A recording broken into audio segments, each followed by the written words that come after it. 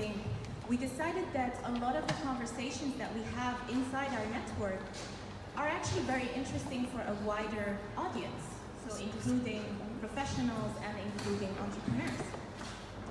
So that's when we started the Tharawat Talks, and we are really very happy that tonight we have such an illustrious panel of speakers, and of course our wonderful moderator, because the topic today is sustainability. The topic today basically concerns all our future.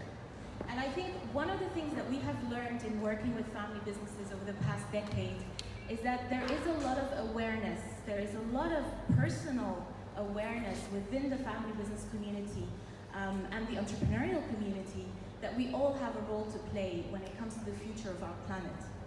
And I think one of the links that maybe sometimes are missing in the conversation is that there actually are very exciting opportunities. As much as there are obstacles and challenges, there are great opportunities when it comes to sustainability and it comes to fighting climate change. So without any further ado, I'd like to hand over to our wonderful moderator. Thank you very much for always doing this for us. And I hope you'll have a great evening. Please feel free, there will be time for Q&A, and I'm sure all our panelists are very much willing to answer any questions you might have. Thank you for being here and spending this time with us. Good evening, everybody. I think this panel couldn't have come at a better timing with that what's happening right now. They had a survey out asking them what do they think were the main concern is in terms of to the world leaders, and more than 65% said climate change. But the only difference is we didn't come with our private jets to here, I think.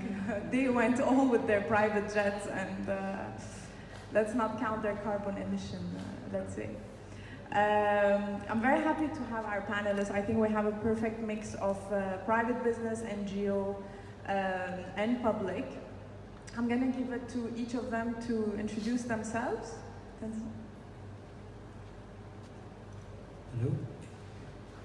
Hi, I'm Tanzid Alam. I'm the Managing Director of Earth Matters Consulting.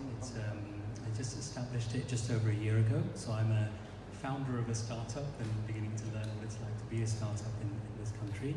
It's exciting, and thank you for inviting me to be on this panel. My background is on I guess I'd say it's on climate change and environmental issues. I've worked in the UAE for the last 11 years. I used to work with the Worldwide Fund for Nature, or the WWF, so not the Wrestling Federation, as some people sometimes think.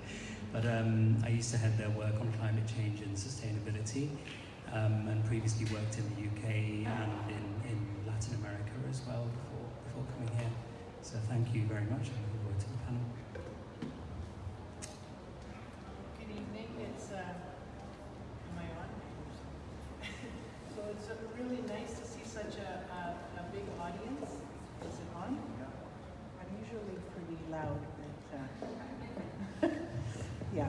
So welcome everyone tonight. My name is Anita Nouri, and I'm the CEO and Business Development Director of Green Energy Solutions and Sustainability LLC. I've been also in Dubai for 10 years. And I came here with a plan and a mission to support and work with the government towards sustainability with landfills. And we saw that there was a gap and an opportunity in this region to support them with waste management strategies and ability to take the landfills and take a gas that's harming our environment and actually generate power and make something good from this.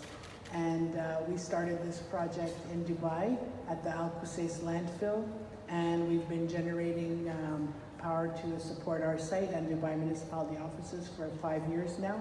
And hopefully we're expanding in the region with a second project in Abu Dhabi and another one hopefully in Ras Al Khaimah, and being an example for the whole region that all landfills need to be degassed, and this gas can be utilized for power. And we'll get more into what that means later. Thank you, Nadine. So, is this on? Yeah, so Nadine asked me to keep this short, so I'll try to keep it short for once. So my name is Shadi Jami. I'm an electrical engineer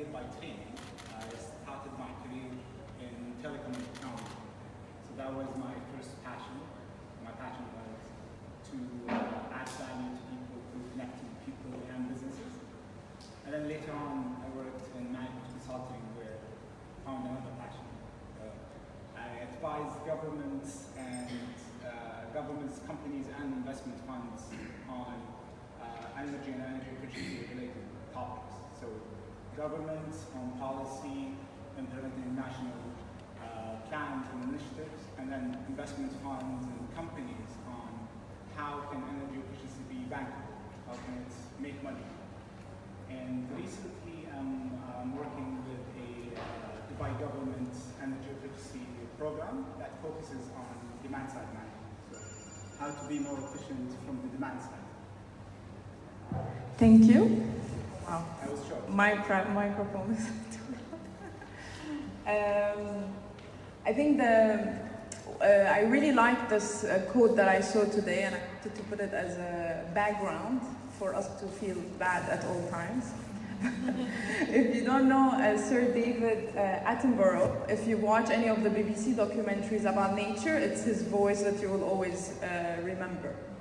The Garden of Eden is no more. We have changed the world so much that scientists say we are in a new geological age, the Anthropocene, the age of humans.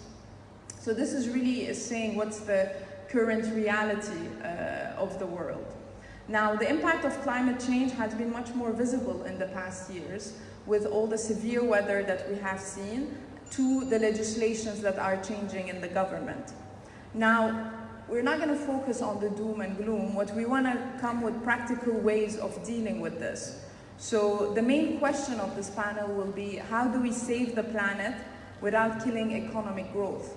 Or even, why not be positive? How to save the planet and in the same time, have economic growth. So my first question will be to understand why green economy matters. We need to examine the impact of climate change and the risks of the natural resource depletion. Tanzid, if you can tell us more about what is the consensus scientifically on climate change. Sure, thank you. I could probably talk about this for days, being a nerdy climate person, so I'll try to keep this brief. I think I'd encourage all of you, if you're curious about the topic, to just learn and read, and there's a lot of information out there.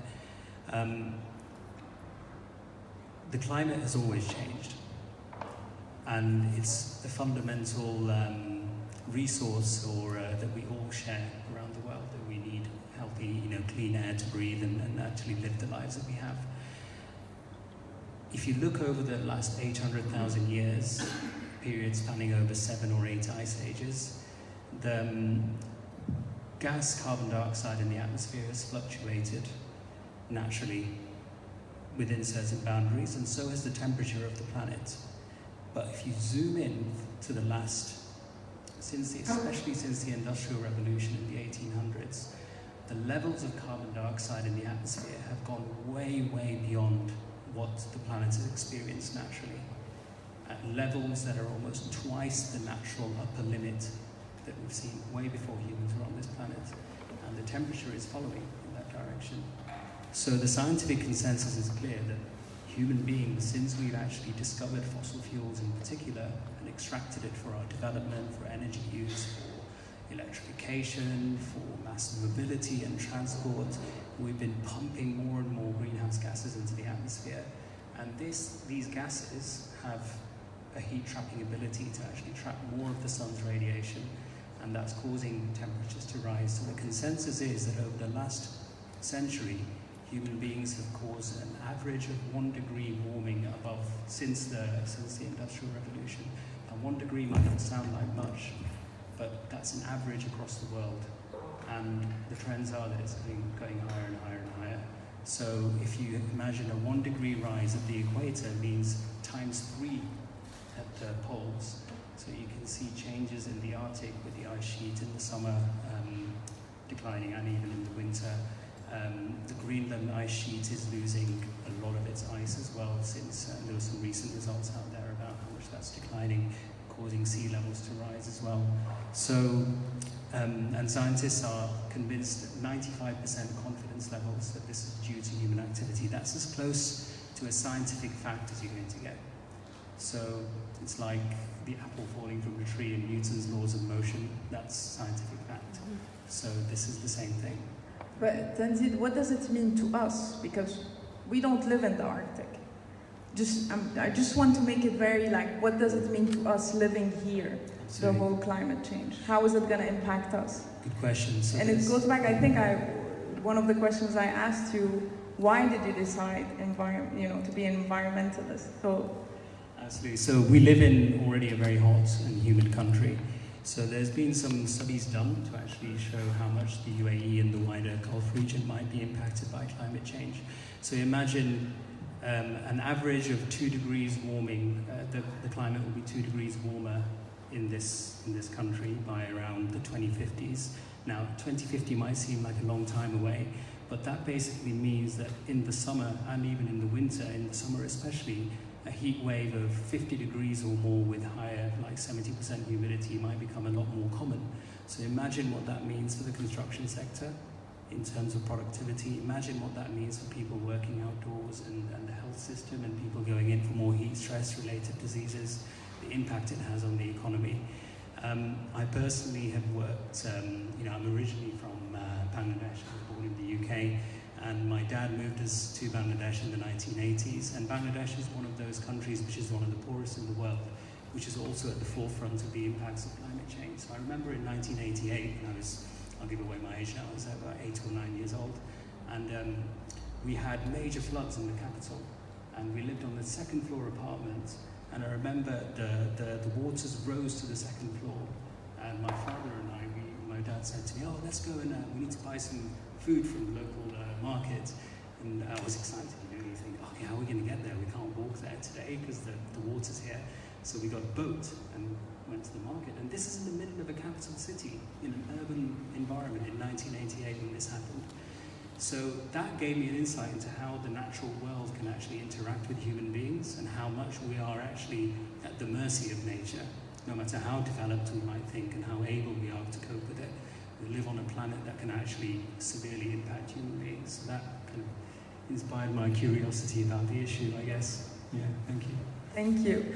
To go into resource depletion, Shadi, if you can tell us more about statistics on how will this impact us in the region and by when? Yeah, so it's not that the way we live now is not environmentally sustainable.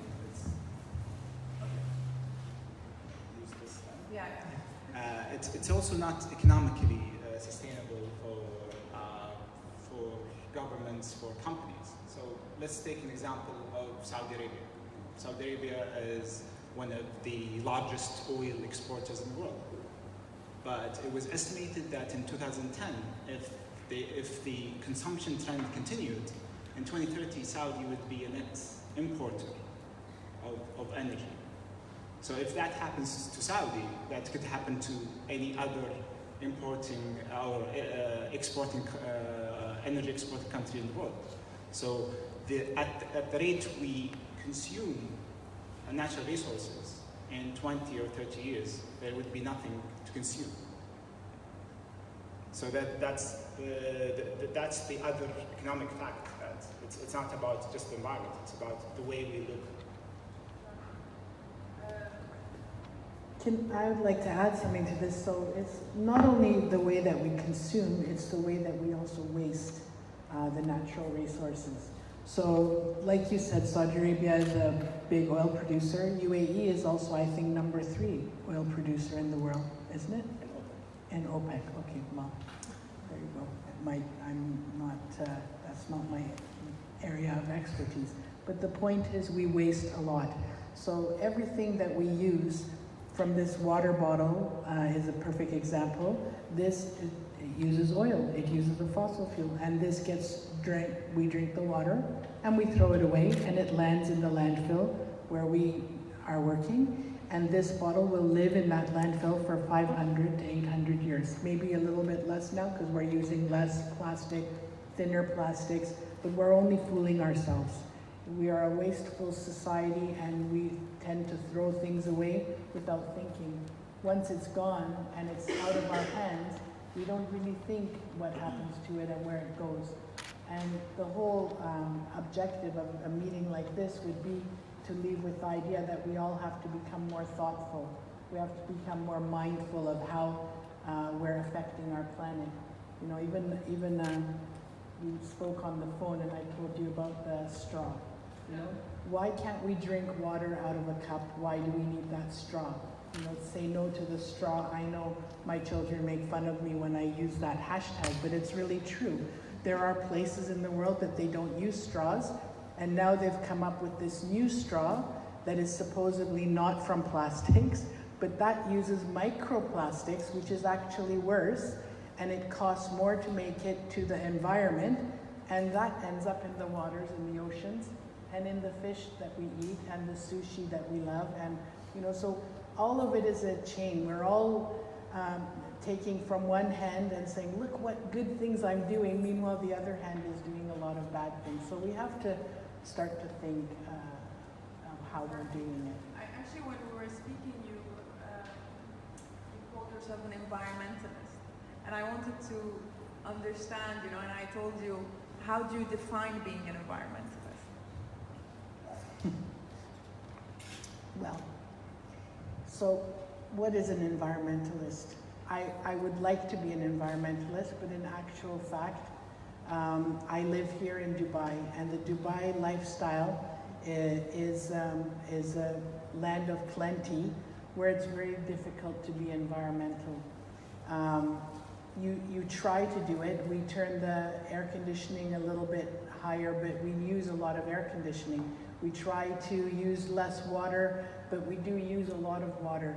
I mean, I try to separate the waste that goes from my house, then it goes to the bin and it gets all dumped into the same thing and it goes to the landfill in the same way. So as the government is having all of these initiatives and incentives and telling people to separate, it's up to us to actually do it. We can't blame it on the government that they're not doing or they're not saying. They are doing it, they are saying it, but if we don't implement the regulations that they're trying to set, then no change can happen. And each of us, if we make one small change, times the 2 million people that live here, that becomes a big change, you know? Even lobbying for change and supporting the government to make that lobby. For example, we all use toothpaste. Toothpaste comes in a toothpaste box, and that box is immediately thrown in the garbage. So why is the toothpaste in a box?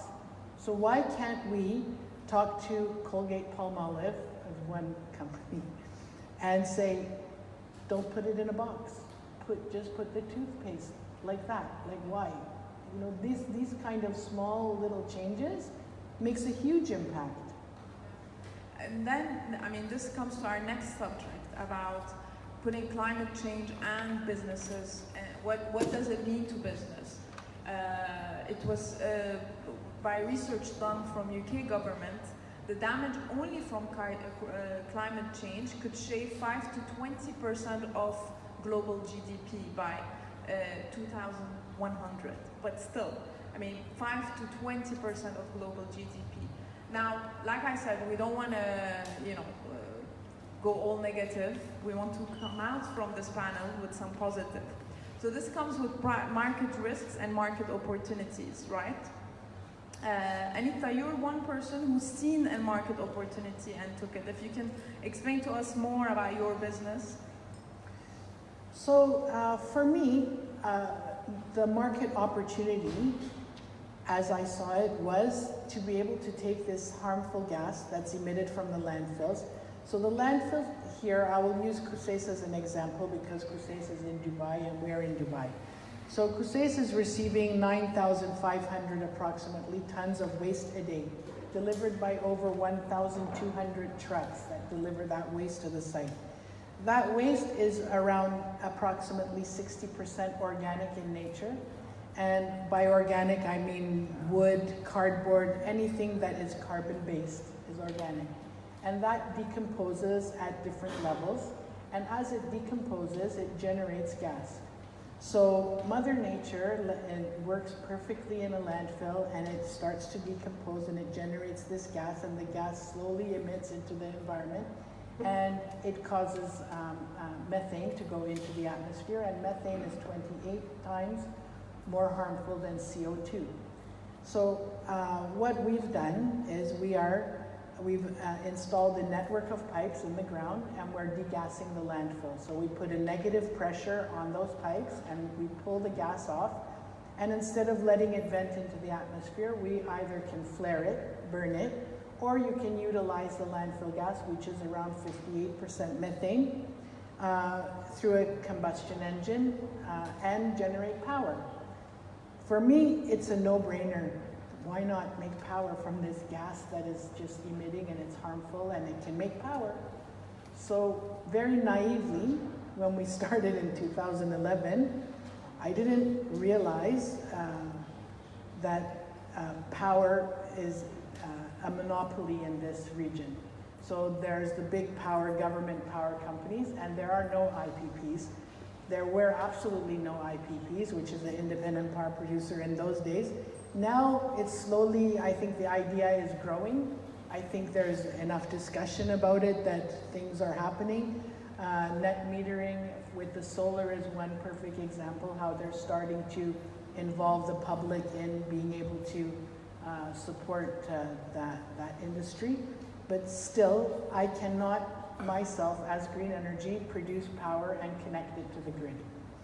So because we work with Dubai Municipality and the waste belongs to Dubai Municipality, DIWA owns the power. So there are talks and discussions. Hopefully you've heard about it, being with Supreme Council of Energy. And I think that it will reach the next stage. But Al Qusais needs to be connected to the grid. Right now, with the amount of waste and the mountain of waste that's there, it can generate 30 megawatts of electricity, which is base load, which means it's stable, it's steady, it doesn't bother the grid, and it's an absolute lowest hanging fruit on the renewable market. And it can generate power to the grid, and it's a good and right thing to do. What are we doing? We're flaring it. So I'm burning equivalent of 12 megawatts an hour every hour, constantly. I'm just burning it, and it's going nowhere. I can't use it. I can't connect it to the grid. Okay, So to take a bit of a step back for the audience, I want to talk more about green economy, and your business actually is one of the examples of how we try to make money and save the environment at the same time. But just to make it, to get the audience more familiar with the green economy. So what is the green economy, and where are we at right now?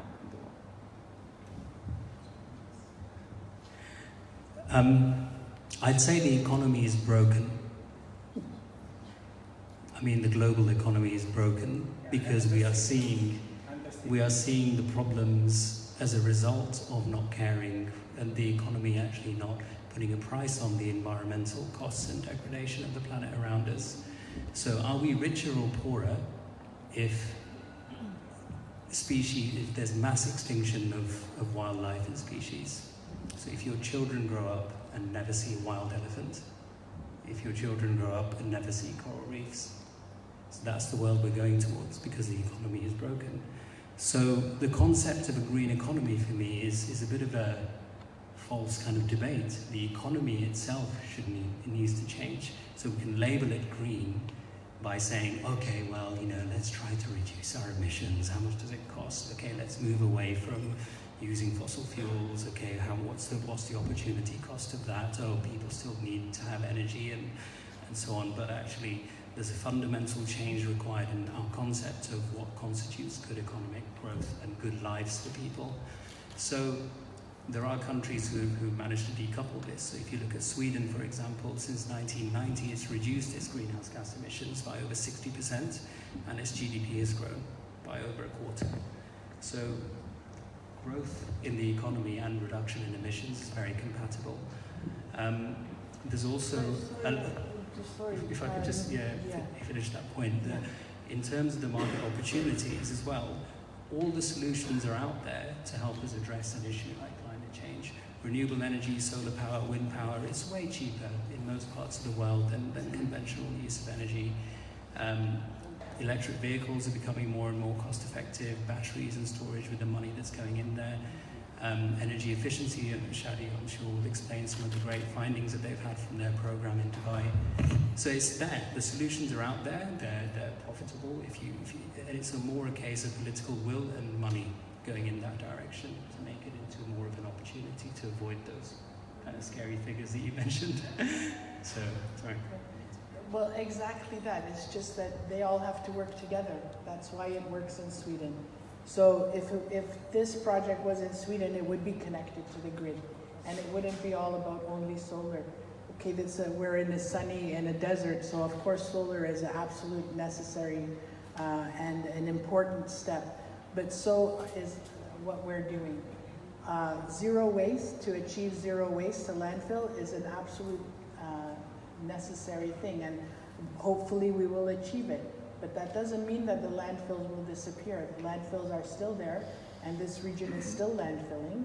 The whole region, including Bahrain, Oman, Qatar, everybody, GCC, and all of them can produce power, and they all have to work together. Then you close the landfills, then you cover them with solar panels and wind, and you can make it, and then it becomes a green economy, and it's supporting, like it has to, a green catalyst, I think, is what would be a good thing. My next question here will be, okay, I have my own business, or I have a role in the company I work in, and I want to become more, I want to support the green economy, or I want to become more sustainable. What are the short-term and long-term steps that I should be taking? I'll take a step back and talk about a company or an organization, a person that wants to be more green or environmentally friendly, sustainable. Usually it doesn't cost more money, but it's actually more being more competitive. It lowers your costs, it increases your profit. So energy, for example, is typically one of the main cost buckets in any organization. So being environmentally friendly, being energy efficient is actually reducing your costs while while having the same output. So that's a concept we all need to think about. That being green is not spending more. It's actually spending less and getting the same output. So that's the first thing. How do we do it? How does an organization become greener, more environmentally friendly, sustainable, whatever you call it? First, it starts with a policy, a strategy. Having that as an organization's strategy to reduce their carbon footprint, their energy consumption by 10, 20, 30% in 5 years. To do that, you need to know how much you're consuming, how much is your carbon footprint. Actually, Shadi, that was a very good point that we spoke about. I just want to get a raise of hands here. If you know how much, how much energy or carbon footprint does your company consume? Do you have a number, or do you know in how much you are wasting? Or how much of your cost base is, how much of your cost base is energy? Start with that. It's blended into each department, each cost center, that no one looks at it. Exactly.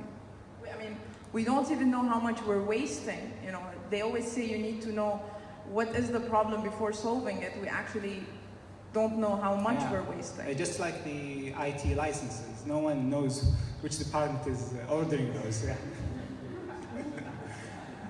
Well, there is a standard that's available that you can get tested, and it's the ISO 50001 standard. Yeah. And this is an energy management standard that will come in and will count and mark and make you accountable for everything from the employees' vehicles to where they live, how your lights, like when you turn your computer off, you're, oh, I'm energy efficient, I've turned my computer off. But did you pull the plug out of the wall? Did you unplug it? Did you turn the switch on the wall off? All of these things together will come up with a number, and then you will know exactly how much energy you're consuming, how much energy you can save when you change your light bulbs, how much you're saving. When you change your faucets to the energy efficient faucets that use less water, how much you're saving. And all of that comes into a number. It takes some time, it costs some money, but it, in the end, will save you money, and it will save the environment, and it will save the world a little bit, one small step at a time. Yeah, ISO is great, but let's simplify it even more. You don't, not every organization needs ISO, so No. it's even simpler. So have a policy, have a strategy, know your consumption, benchmark against similar organizations. So know the next factory, how much do they consume BTU per ton produced? Are you in the best quartile, or are you in the worst quartile? Do an energy audit that looks at the improvement opportunities. And right now, you could probably get free energy audits, because energy services companies can do a free audit and then to sell their products. And then even if financing is a problem, with the EPC model, the energy performance contracting model, now it's common that you have companies that do an audit for your organization, your factory, your facility, give you the improvement opportunities, and even finance it. And then they get their money out of the savings, either shared savings, or they guarantee the savings, and if they're not met, you get your money back. So are these government companies or private? No, they're private companies. They're private companies, and it's a model that's been on for decades, but in the region it's been common for the last 5-6 years, let's say. There's a lot happening in this space, as Shadi mentioned, and we recommend anyone who's interested in terms of your business, if you want to do something about it, look at the Party website. That's really interesting. They've implemented there. Yeah, thank you. I'd say as a no. I'd say that the other practical saying maybe is, as Gandhi's famous saying was, "Be the change you want to see in the world." So change comes from within. Then look at your business as well and measure what your impact is. And there's a lot of practical tools out there. Carbon calculators are available online that you could use. Calculate, if you choose to make an investment in a certain, whether it's replacing, I don't know what these light bulbs are, but they don't look very efficient to me. But if you were to replace these light bulbs with LEDs, for example, the investment in an LED now is way cheaper than it used to be 5 years ago. So you probably get a good payback on that investment. So you could do those sorts of calculations to convince your board or your CEO or your chief financial officer. Make your chief financial officer your best friend. And then you'll really start kind of making these changes. And I'd say philosophically, and this hasn't happened yet, but if you look at the UN Sustainable Development Goals, which are the 17 goals to basically make the world a better place by 2030, it's all about ending hunger, it's all about gender equality, ending poverty, dealing with climate change. I feel actually the way in which we define what makes a successful business needs to change. So it's not just about pure profit anymore. It's about, is your business, and this is maybe interesting areas for startups, is it geared towards ending malnutrition and hunger? And can you make it a profitable business while doing that at the same time? Is your business geared towards getting the 1 billion people in the world who don't have access to energy, and do it in a way that's profitable for you and the community who benefits from that? There are different measures to success for businesses, I think, now that's required to actually deal with the problems that we're talking about. And that kind of business model hasn't really evolved yet. But there's a lot of potential there if you're young, or you don't even have to be young, if you're just interested in the topic. Work together, collaborate, figure out new opportunities and business models to deal with these major problems, because it's really required. What I'm seeing is, I feel businesses actually don't have an option anymore, because legislation is changing. We're getting the physical risk in terms of extreme weather. And also there's the social consumer part of it. I think consumers are becoming much more aware about what they're what they're consuming or what product is more environmentally friendly. I know, Farida, you didn't use the right lamps, but she drives a hybrid, so she gets an okay from there. How do we see now? Let's go talk about the startup entrepreneurship ecosystem, about what I realize in terms of green economy and environmental, it's based a lot on utilities, energy, waste, water, which are very highly regulated industries, to be honest. So how can we make the whole private sector, public sector, even the consumer work together? Well, one of the things is that energy efficiency has to become more economic. Right now it costs more to be efficient. It costs much less to be wasteful. So if we put some incentives to help people become more environmental in the way that they live their everyday lives, then maybe we can start to see more changes. Yesterday I was at the Spinneys and I saw that they had these cloth bags for the fruits and vegetables. And I looked at it and I thought, well, what a great idea. And these bags were 3 dirhams. Well, 3 dirhams is not very much money and it's okay, but the plastic that is harmful was free. So what most people, 99.9% will just take the plastic and say, oh, this is such a nice idea, and take the plastic because it's free. So maybe we can make a change in the way that we think and charge 3 dirhams for the plastic bag and give that cloth one for free. Get a company to sponsor it, even a company like ours, and put green energy solutions on those bags and have them for free and make people pay for that plastic bag. Then you'll start to see a change. If it affects your pocket, then it will affect your activity and the way that you live, right? So right now it's much more economic to be unenvironmental. I actually disagree when it comes to energy because it's usually cheaper to be more economic. Well, but that's energy, of course, because I mean, of course, my son is sitting right here. So he turns the AC in his room to, well, he'll make his room 20 degrees or 19 degrees because he gets too hot at night when he sleeps.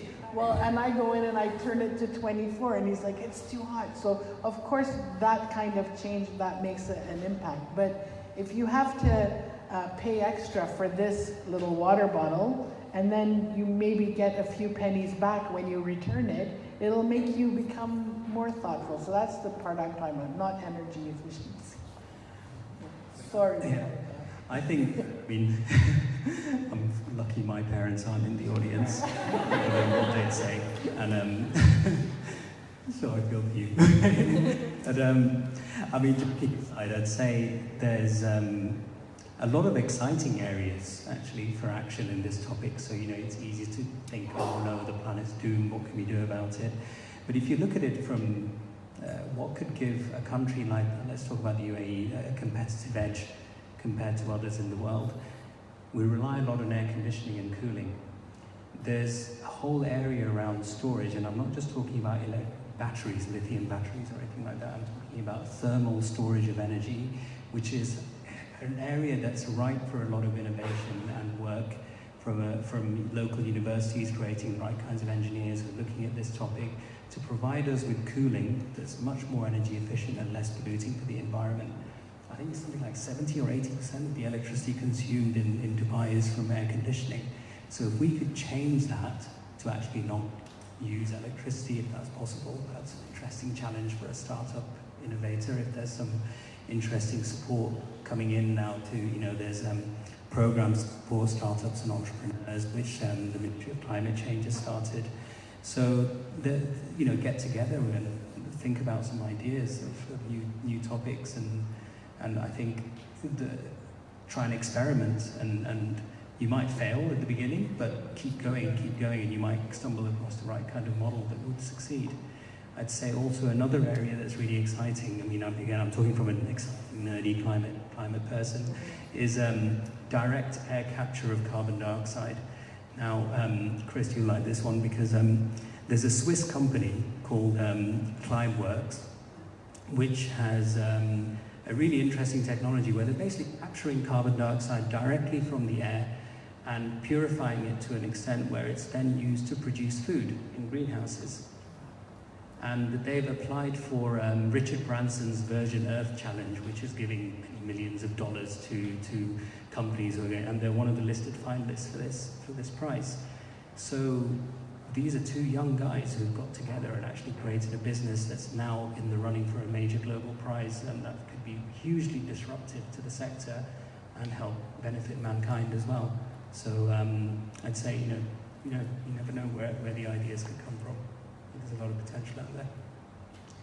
We also see lots of innovation when it comes to IoT and home automation. So lots of the home automation, home control startups, apps, devices are actually aiming at being green, at energy efficiency. So the Nests of the world, it really started to be about how to save electricity more than how to control, how to switch on your AC 5 minutes before you're in.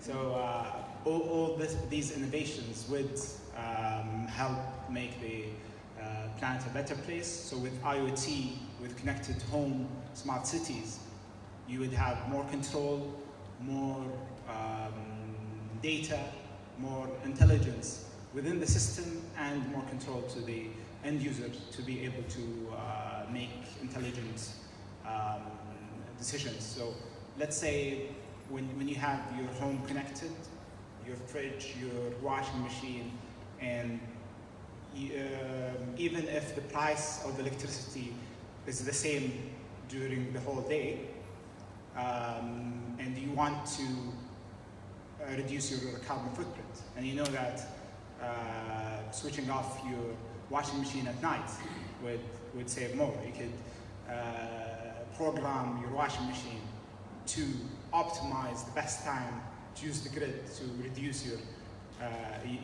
your carbon footprint. So that's just one example in a house. But with the amount of data and connectivity, what can industries do? What can businesses do if they want to do if they want to make a difference? And then with smart metering innovations, you would expect that utilities in the future would implement dynamic real-time pricing changes and all of that, where people and businesses would be forced to use data and implement changes. So we can control it from the demand and supply side. I want to finish with one question that I actually didn't pass it through you, and it might be an unpopular opinion, but I was reading a lot about us actually not paying the right cost of energy. That means, like Anita was saying, or like we were saying, that it has to hurt your pocket. Now, when we're paying for energy, what if we also pay, the cost of how much it's hurting the environment? For example, governments can be saving up to $3 trillion in terms of energy subsidies, because a lot of subsidies are given to the population. What if we make energy more expensive? Is this a very unpopular opinion? I don't know, but will it, if this is really gonna just hurt us directly? What do you think of that? I mean, there's, if you speak to an economist, they'd say there's the price elasticity of demand. So at a certain price, demand is elastic to be pulled down. Now that depends on how much disposable income you have. So usually, if it's just a blanket increase in energy prices, usually it's the poorest of the ones who are going to be the hardest hit in their pockets, because they'll be the ones who foot the bill mainly, because the rich can always afford to pay higher energy bills. So there has to be a way in which it's equitable for your population. And there are certain countries who have put in place good reform policies of energy prices. Iran is actually one of them, where they actually gave like a one-off payment for all the subsidies to every single person in the country, and then said, you do with that what you can. Your energy prices as of tomorrow are going to increase, and then it really changes behavior.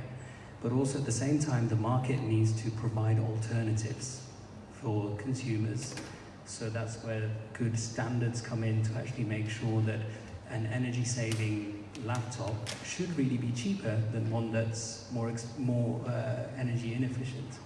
Those sorts of, the market needs to get more mature, and it needs to be supported to ensure that if consumers are paying more on their energy costs, that they're also saving in other ways by more efficient. So price reform is a strong lever, of course, but it's not the silver bullet. So action is needed from all sides. So from governments, we need policies, regulations, we need minimum standards. So inefficient products, inefficient equipment should not enter a country. From businesses, we need better accountability, more competitiveness. So with being efficient, you'll be more competitive. And then with us, with the end consumers. So first be efficient in how you consume, and then request the same from the businesses you give your money to. So don't go to this business X, go to business Y, depending on how green or sustainable their business is. So it really comes down to us, and each one could make a difference. This was a nice ending. Thank you, Shadi. We'll open for questions, if anybody has any question.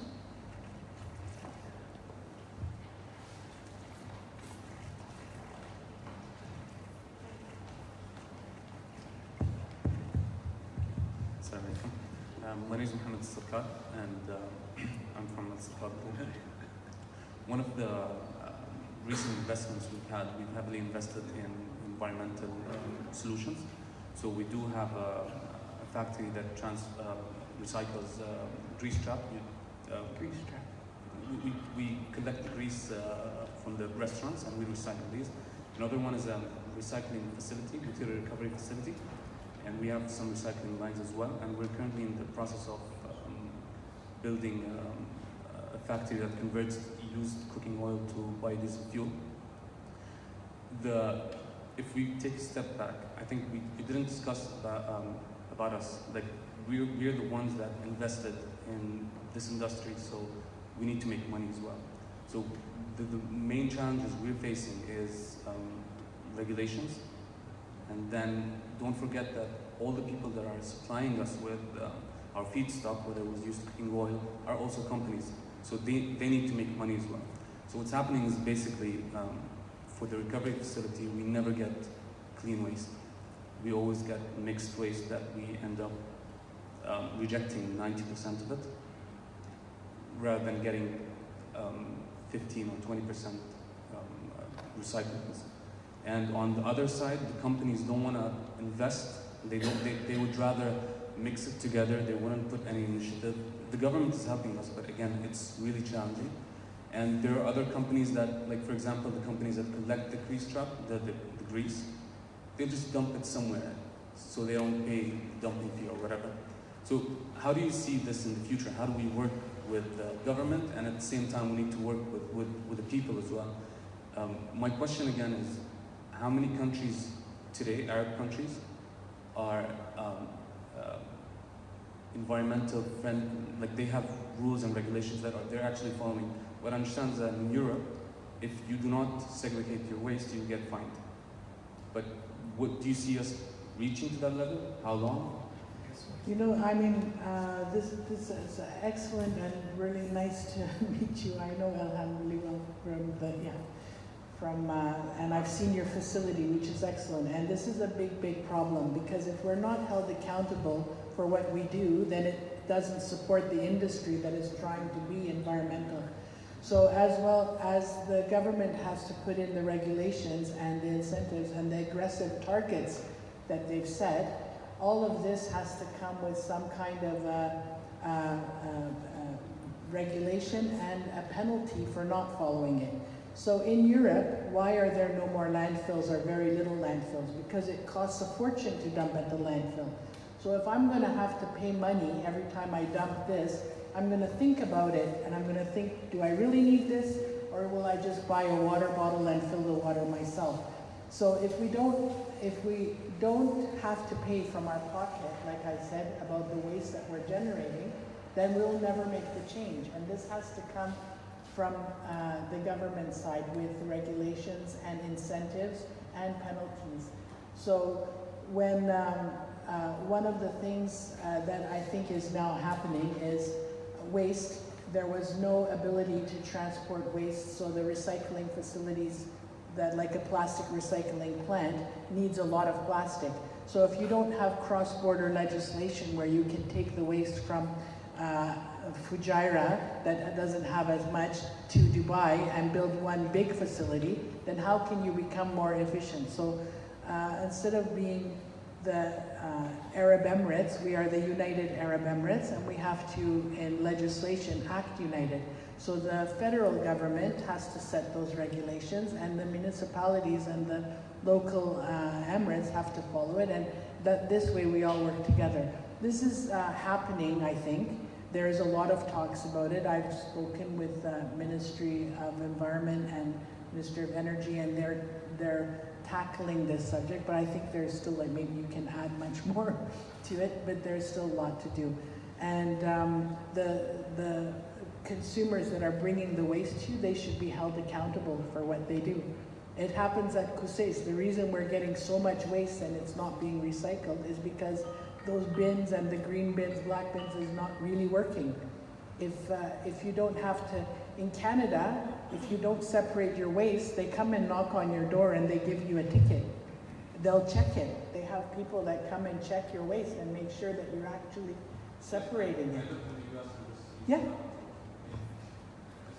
Here, nobody checks, and then it's not even education. Like we're now speaking to everybody here. Everybody here knows what we're talking about.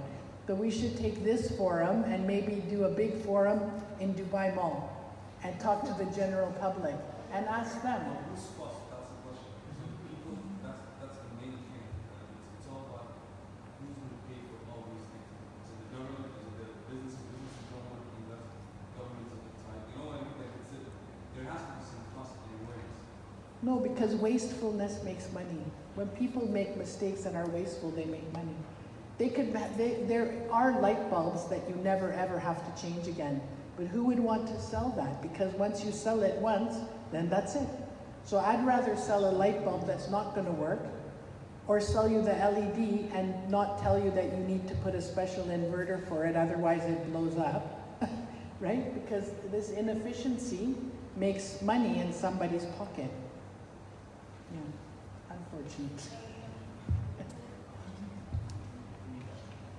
Just briefly on that one, I'd say it's important that you do reach out to the government with your views. I think you look at like the Ministry of Climate Change. His Excellency Dr. Thani has actually created a business majlis where local family organisations and other businesses are actually able to voice their concerns. So it's important that policy is developed in consultation with business. What will drive a change in business? What are the barriers that they face? It's interesting. I mean, an association like this, I wonder if there's space for you to actually do a survey of your different members to actually identify from them what are the practical challenges they are facing towards implementing. It could be regulatory challenges and so on.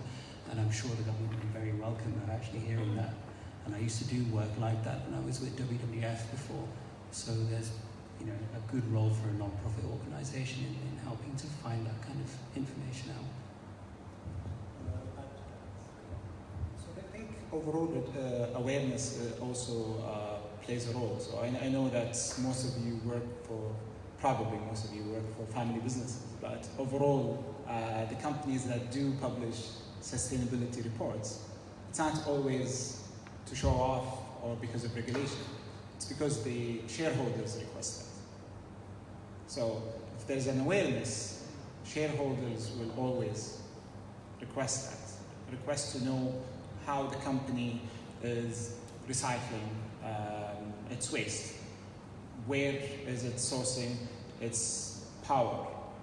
So Google, Facebook, Microsoft are going 100% renewable energy because of shareholders, not because of regulations.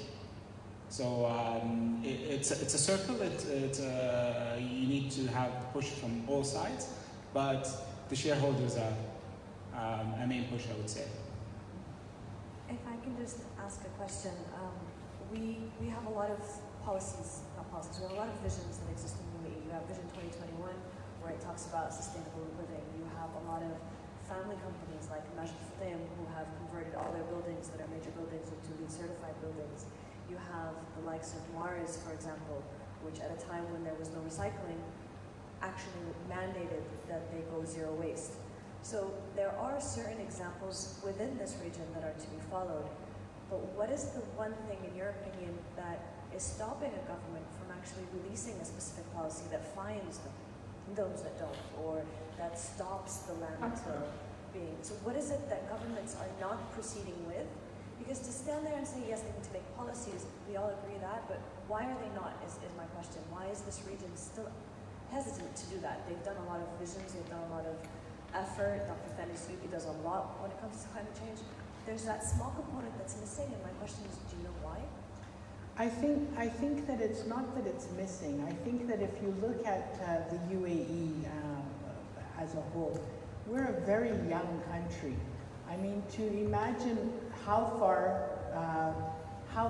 this Dubai has come in the 10 years that I've lived here, and in the 15 years that I've come and gone from here, the change is incredible. So these policies are coming into play, but we're playing catch up with Europe. So we're comparing ourselves to Europe and North America, which is, I think, a wrong thing to do, because they live differently, they waste differently. I mean, we live in a country and in a region that's very generous. If you come to my house, or if I come to your house for dinner, I'm sure that your family would prepare enough food for 20 people if you're 5. So this generosity has also created a lot of the waste. And that's something that takes a generation to change. So the younger generation, this young man comes from a very big family. I'm sure that his grandfather lived different than how he lives, and his son will live different than how he's living, because it's a growth that's going to happen. So policy at the same, the government, as it brings new and younger people, His Highness Sheikh Mohammed bin Rashid Al Maktoum is bringing in a lot of young people into the government and a lot of women into the government. And this will make the change that we're wanting to see. And I think that what change we've seen in the past 5 years, it will go even faster in the next 5 years. I'm sure of that. So there's still so much potential to do more things, but I'd say the governments in the region are moving. Yeah. So I worked quite a bit in Saudi. In Saudi, they do have targets on industry. So petrochemical, cement, steel are the 3 most energy-intensive industries. And they do have targets on companies to reduce and to reach the second quartile of international benchmarks in 10 years. We're seeing fuel economy labels in the region for cars. In a few countries, you have the CAFE, the corporate average fuel economy, where companies, the mother company of the manufacturer, would need to reduce their exports to a certain to a specific country to reach a certain fuel economy. So there's quite a few initiatives happening, but is that enough? Not yet.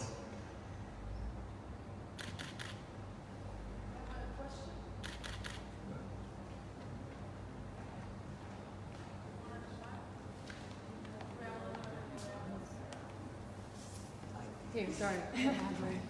Hi, my name is Sarah. I lead sustainability at Amar Hospitality Group. And today I actually met Mohammed Al-Sulkal's business today. It's called Blue.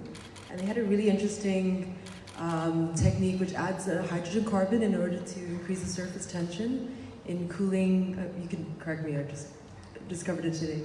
But it's to what Tanzid says, to basically make it more efficient, to basically save your cooling energy. So in this sense, for desalination and the topic of water, do you guys see any, what are the recent advancements in this area, and what kind of spaces do you think that young entrepreneurs or people could, kind of explore?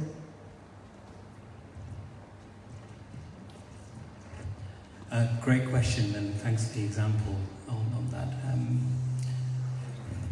With desalination, I mean, it's absolutely a crucial technology to provide fresh drinking water for this region. Without it, it wouldn't be able to sustain this many people. So we need desalination, but it also has a big environmental impact. The brine, the water that's discharged into the marine environment, the impact it has on marine life is pretty big. And also, but there's interesting things happening in that space. So I don't know if you followed in Gantut, Masdar has been running a pilot program looking at solar-powered desalination. And this is actually a project I've been involved in, helping Masdar to identify how to make that commercial, how do they keep that site in operation.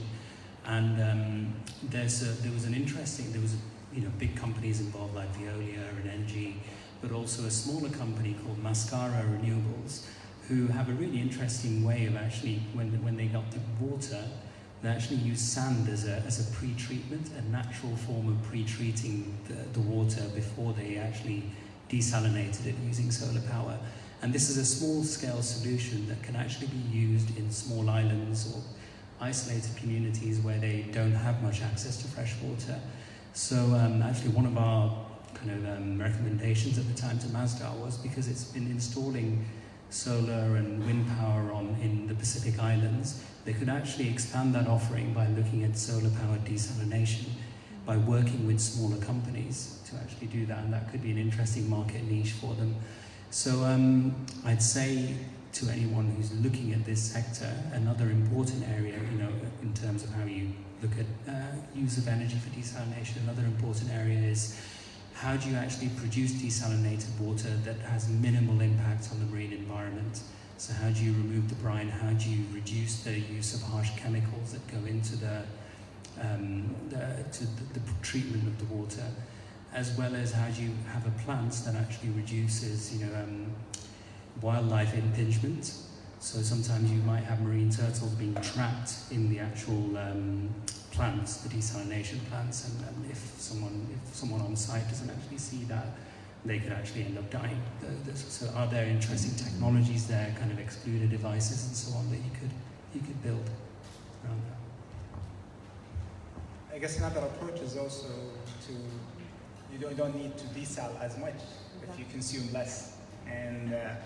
And we do consume lots of desal water in areas we don't need desal water. So treated water, recycled water is good as desal water for irrigation, for lots of industrial processes. So we should start with that before thinking about how can we make RO more efficient. And I guess overall, when you think about your company's sustainability approach,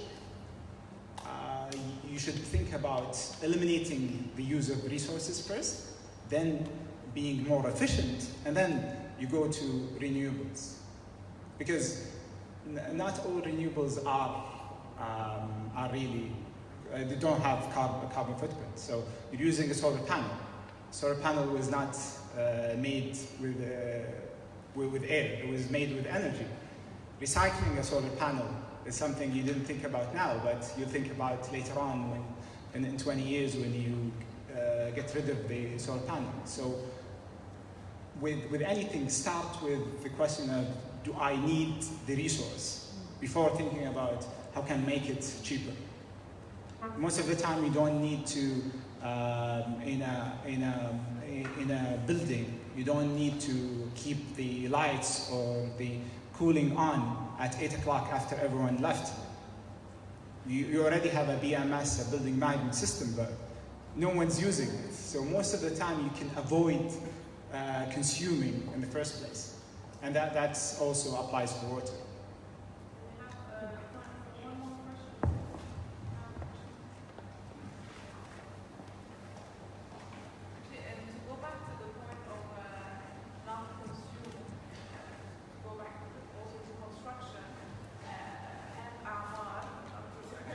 I'm in hospitality, so I'm in hospitality, so I'm not in real estate. You blame them. I mean, I'm always wondering why do they have all the lights open at night, you know, like a theme park? I mean, they're not doing any construction and the lights are on. Just switch it off.